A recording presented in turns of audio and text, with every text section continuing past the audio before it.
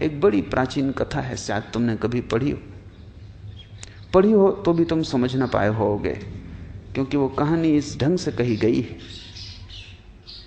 कि उसे अज्ञानी पढ़ें तो मनोरंजन समझें, ज्ञानी पढ़ें तो जीवन का परम रहस्य बन जाए। तुमने बैताल पच्चीसी का नाम सुना होगा। तुम कभी सोच भी नहीं सकते कि वो भी कोई ज्ञानियों की बात हो सकती है, बैताल पच्चीसी। पर इस देश ने बड़े अनूठे प्रयोग किए हैं। इस देश ने ऐसी किताबें लिखी हैं जिनको बहुत तलों पर पढ़ा जा सकता है, जिनमें परत दर परत अलग अलग अर्थ हैं, जिनमें एक साथ 2, 3, 4 और 5 अर्थ दौड़ते रहते हैं, जैसे एक साथ 5 रास्ते चल रहे हों, पैरेलल, समानांतर। तो जिसकी जो सुविधा हो, एक छोटा बच्चा भी बैताल पच्चीसी पढ़ के प्रसन्न होगा और परम ज्ञानी भी पढ़ के प्रसन्न होगा। खोजी को मार्ग मिल जाएगा, पहुंचे हुए को मंजिल की प्रतिभिज्ञा होगी। जो नहीं खोजी, नहीं पहुंचा हुआ है, उसके लिए सिर्फ चित्त का मनोरंजन होगा, वो भी क्या कम है, थोड़ी देर को मन बहलाव हो जाएगा। बैताल पच्चीसी की पहली कथा है। 2500 कथाएं बड़ी अद्भुत हैं, लेकिन पहली तुमसे कहता हूं। पहली कथा है कि सम्राट विक्रमादित्य के दरबार में एक फकीर आया। सुबह का वक्त था। रिवाज के अनुसार लोग सम्राट को भेंट चढ़ाने सुबह सुबह आते थे। उस फकीर ने भी एक जंगली सा दिखाई पड़ने वाला फल सम्राट को भेंट किया। सम्राट थोड़ा मुस्कुराया भी। इस फल को भेंट करने के लिए इतने दूर आने की जरूरत भी क्या थी, लेकिन फकीर है, फकीर के पास कुछ और हो भी नहीं सकता, तो उसने स्वीकार कर लिया। पास में बैठे वजीर को वो देता जाता था जो भी भेंट आती थी, उसने उसे दे दिया। ये क्रम 10 वर्षों तक चला। वो फकीर रोज सुबह आता और रोज वही उसी तरह का फिर एक जंगली फल ले आता। 10 वर्ष, और रोज सम्राट वजीर को फल दे देता। न तो उसने कभी पूछा, क्योंकि सैकड़ों सुबह भेंट लेने वाले देने वाले लोग थे, फुर्सत भी ना थी, समय भी ना था, और इस फकीर से पूछने जैसा भी कुछ नहीं लगा। पर एक दिन पास ही सम्राट का पाला हुआ बंदर भी बैठा हुआ था, और सम्राट ने वजीर को फल न दे के बंदर को दे दिया। बंदर ने फल खाया और उसके मुंह से एक बहुत बड़ा हीरा जो फल में छिपा था नीचे गिर गया। सम्राट तो चौंका, इतना बड़ा हीरा तो उसने देखा भी नहीं था। वजीर से कहा कि बाकी फल कहां है? वजीर ने ये सोचा था कि जंगली फल है, पर फिर भी उसने सोचा कि सम्राटों के पास संभल के रहना पड़ता है, तो एक तलघरे में वो फेंकता जाता था, क्योंकि फलों का करोगे क्या, जंगली थे, खाने योग्य भी नहीं लगते थे, स्वाद भी ठीक नहीं था। तलघरा खोला गया, भयंकर बदबू से भरा था, क्योंकि सारे फल सड़ गए थे, लेकिन उन सड़े हुए फलों के बीच हीरे चमक रहे थे। ऐसे हीरे कभी सम्राट ने देखे नहीं थे। फकीर को कहा कि ये क्या राज, तुम क्या चाहते हो, किस लिए तुम 10 साल से ये भेंट ला रहे हो, और मैं कैसा अज्ञानी कि मैंने कभी देखा भी नहीं, मैंने समझा जंगली फल है। उस फकीर ने कहा, होश ना हो तो जिंदगी ऐसे ही चूक जाती है। दूसरी समानांतर अर्थ की धारा शुरू होती। उस फकीर ने कहा, रोज ही जिंदगी लाती है, लेकिन जंगली फल समझ के तुम फेंकते चले जाते, और हर फल के भीतर हीरा छिपा है जैसा तुमने कभी देखा नहीं। खैर, जो हुआ हुआ, अब पीछे की तरफ मत जाओ, अन्यथा फिर तुम चूक जाओगे, और आगे की तरफ भी मत दौड़ो, क्योंकि मैं देखता हूं सपने दौड़ रहे हैं, क्योंकि इतने हीरे, दुनिया के तुम सबसे बड़े सम्राट हो गए। आगे भी मत जाओ, पीछे भी मत जाओ, मैं कुछ और तुमसे कहना चाहता हूं, वो सुन लो। सम्राट सजग होकर बैठा। ये आदमी कोई साधारण नहीं, अब तक समझे कि फकीर। जिंदगी साधारण नहीं है, और जिंदगी ने तुम्हें जो दिया है वो बिल्कुल असाधारण, लेकिन तुम्हें होश नहीं। तुम हंसोगे कि 10 साल तक ये आदमी क्यों बेहोश रहा। तुम कई जन्मों से हो। राजा वीर विक्रमादित्य तुम भी हो। हजारों साल से तुम ऐसे ही बैठे हो और जिंदगी रोज फल दिए जा रही। हर पल छिपा हुआ जीवन का हीरा तुम्हारे पास आता। अब ये कोई साधारण आदमी ना था। राजा संभल के बैठ गया। उसने कहा कि कहो, तुम्हारी एक एक बात सुनने जैसी। उसने कहा कि मैं 10 वर्ष से आ रहा हूं इसी प्रतीक्षा में कि किसी दिन तुम जागोगे, क्योंकि मैं एक ऐसा आदमी चाहता हूं जो वीर हो, वो तुम हो। इसलिए विक्रमादित्य का नाम है वीर विक्रमादित्य। सिर्फ 2 आदमियों को भारत ने वीर कहा है, एक महावीर को, एक विक्रमादित्य को।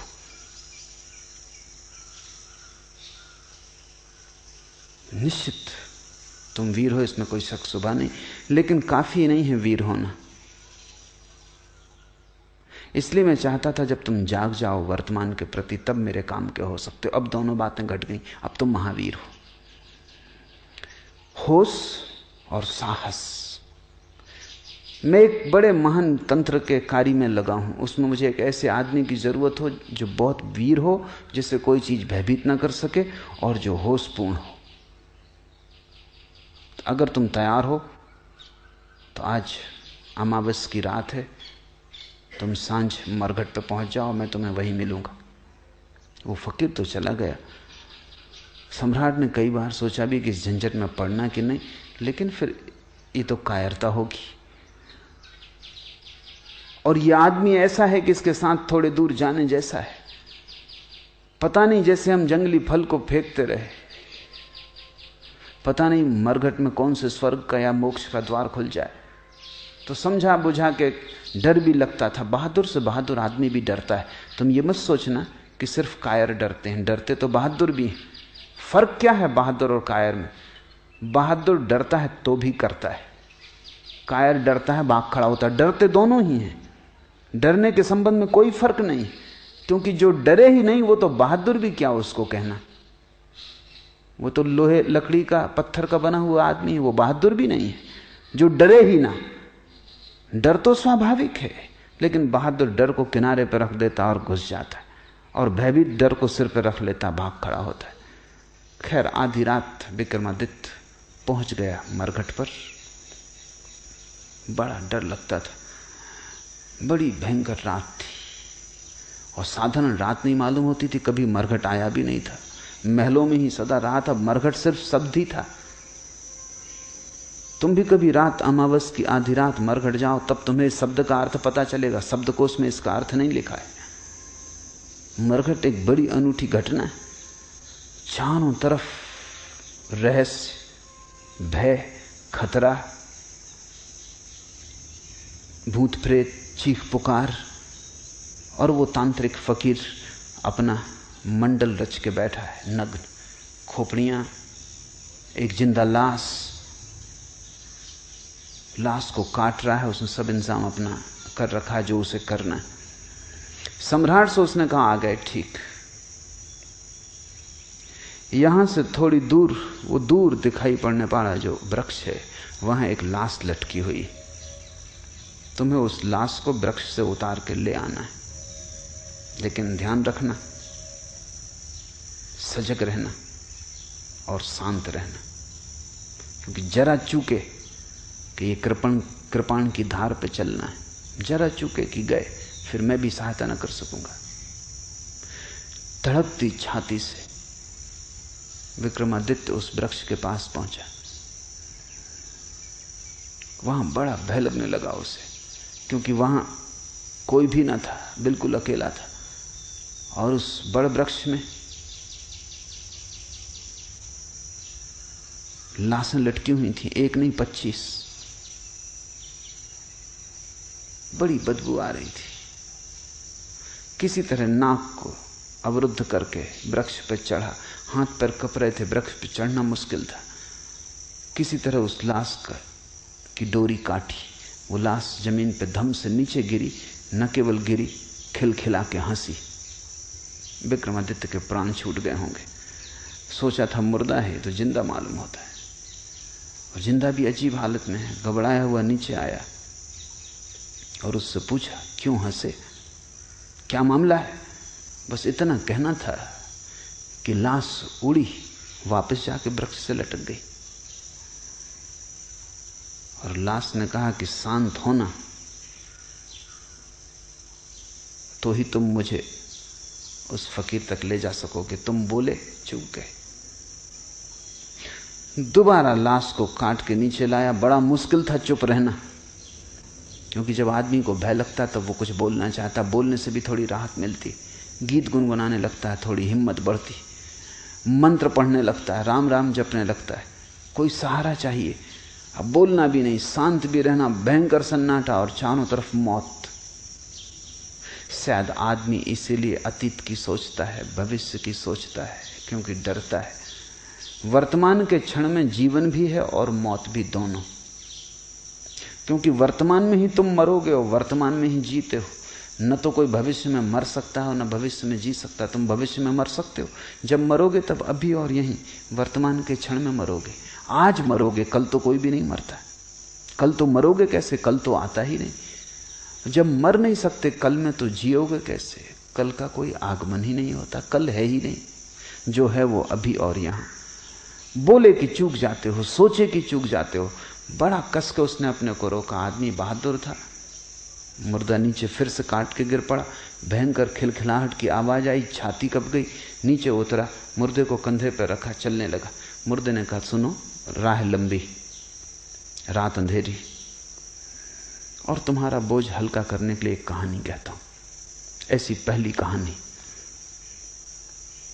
उसने कहा कि 3 युवक थे, ब्राह्मण।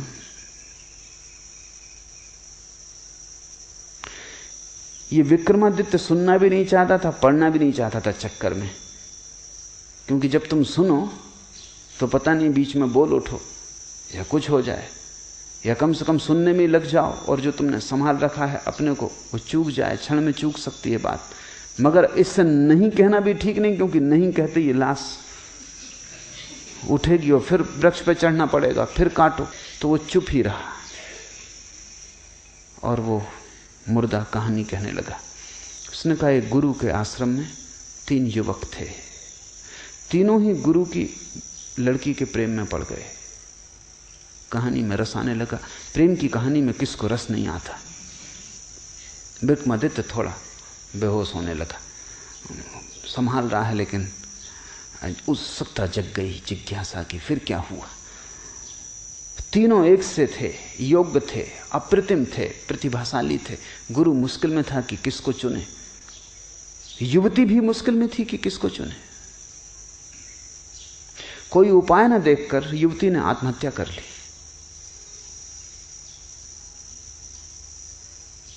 कोई रास्ता ही ना मिला और ये 3 के बीच वो बड़े द्वंद्व में घिर गई। और तीनों चुनने योग्य थे और मुश्किल था किसको छोड़े। और जानती थी जिसको छोड़ेगी वही जीवन भर पछतावे का कारण रहेगा। 2 को छोड़ना ही पड़ेगा, 3 से तो विवाह हो नहीं सकता। बड़ी अड़चन थी, हल कोई था ना। हल न देख के आत्महत्या कर ली। लाश जलाई गई। एक युवक उन 3 में से तो मरघट पर ही उसी राख के पास रहने लगा, उसी राख की धुनी रमा लेता और वहीं बैठा रहता। दूसरा युवक इतने दुख से भर गया कि यात्रा पर निकल गया अपना दुख भुलाने को। घूमता रहेगा संसार में, अब बसना नहीं है, क्योंकि जिसके साथ बसना था वही ना रही। अब घर नहीं बसाना, वो परिव्राजक हो गया, एक फकीर भटकता हुआ आवारा। और तीसरा युवक किसी आशा से भरा हुआ, क्योंकि उसने सुन रखा था कि ऐसे मंत्र भी हैं कि अस्थि पंजर को पुनरुज्जीवित कर दें। तो उसने सारी अस्थियां इकट्ठी कर ली। रोज उनको गंगा ले जाता, धो के साफ करता, फिर ले आकर रख लेता, उनकी रक्षा करता कि कभी कोई मंत्र का जानने वाला मिल जाए। वर्षों बीत गए। जो घूमने निकल गया था यात्रा पर, उसे एक आदमी मिल गया जो मंत्र जानता था। उसने उससे मंत्र सीख लिया, मंत्र का शास्त्र ले लिया, भागा। अब डरा, वो घबराया कि पता नहीं अब अस्थि पंजर बचे भी होंगे, क्योंकि वो तो कभी के फेंक दिए गए होंगे।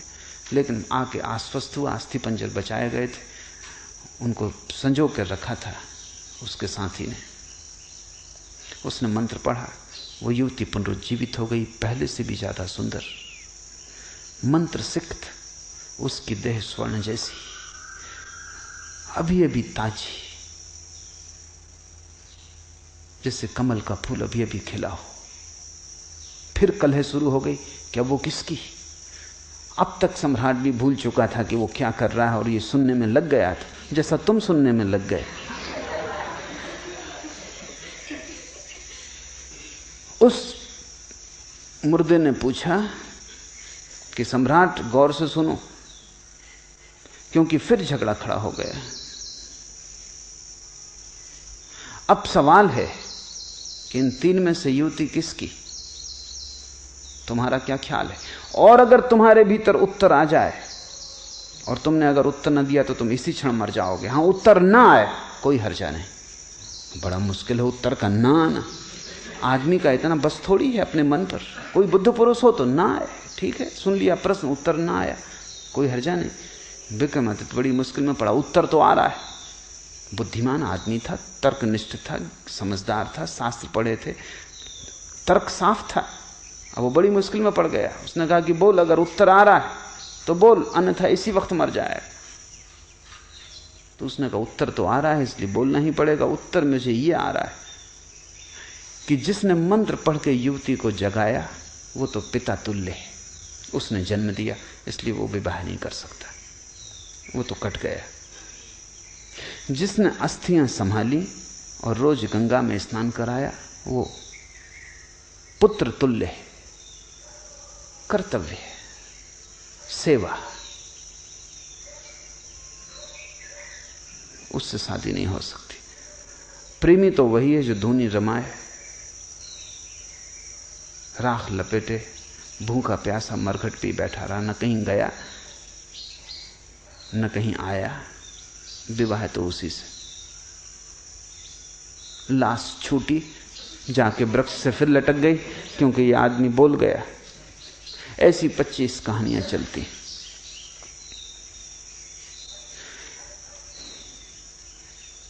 जीवन में तुम चूकते हो जब भी मूर्छा पकड़ लेती, जब भी तुम होश खो देते हो, जब भी जागे हुए नहीं होते, तत्क्षण जीवन का सूत्र हाथ से छूट जाता है। जब भी तुम जरा से अशांत हो जाते हो, विचार की तरंगें चल जाती, तभी जीवन का सूत्र हाथ से छूट जाता है। क्योंकि विचार की तरंग और तुम वर्तमान से च्युत, इधर उठी तरंग, उधर तुम हटे वर्तमान से। वो विक्रमादित्य हार गया। वो फिर ऐसी 25 कहानियां चलती हैं पूरी रात, और हर बार चूकता जाता है, हर बार चूकता जाता है। 25वीं कहानी पर संभल पाता है। हर कहानी में ज्यादा हिम्मत बढ़ती है, साहस बढ़ता है, ज्यादा देर तक रोकता है, ज्यादा देर तक विचार की तरंगें नहीं अंकंपित करती। 25वीं कहानी आते आते कहानी चलती रहती है। विक्रमादित्य सुनता रहता है, भीतर कुछ भी नहीं होता। जीवन एक तैयारी है। यहां बहुत कुछ है तुम्हें उलझा लेने को। बाजार है पूरा, मीना बाजार। वहां सब तरफ बुलावा है, उत्सुकता को, जिज्ञासा को, मनोरंजन को। प्रश्न है, विचार की सुविधा है, सोच विचार का उपाय है, चिंता का कारण है, सब तरह के उलझाव हैं। अगर तुम इस सारे संसार से ऐसे गुजर जाओ जैसे विक्रमादित्य उस मरघट से बिना बोले चुप और जागा हुआ 25वीं कहानी पे गुजर सका, तो ही तुम वर्तमान क्षण की अनुभूति को उपलब्ध होगे। अन्यथा तुमने वर्तमान जाना ही नहीं है। तुम वर्तमान से गुजरे जरूर हो, क्योंकि और कोई जगह नहीं जहां से तुम गुजरो, लेकिन बेहोश सोए हुए गुजरे हो। या तो अतीत में खोए हुए गुजरे हो, या भविष्य में डूबे हुए गुजरे हो। वर्तमान से तुम्हारा कभी तालमेल नहीं बैठा, वर्तमान से संगीत नहीं छिड़ा, वर्तमान के साथ स्वर नहीं मिले। वर्तमान से स्वर मिल जाएं, तुम पाओगे एक ही है, अनेक उसके रूप ही। एक है सागर, अनेक हैं लहरें।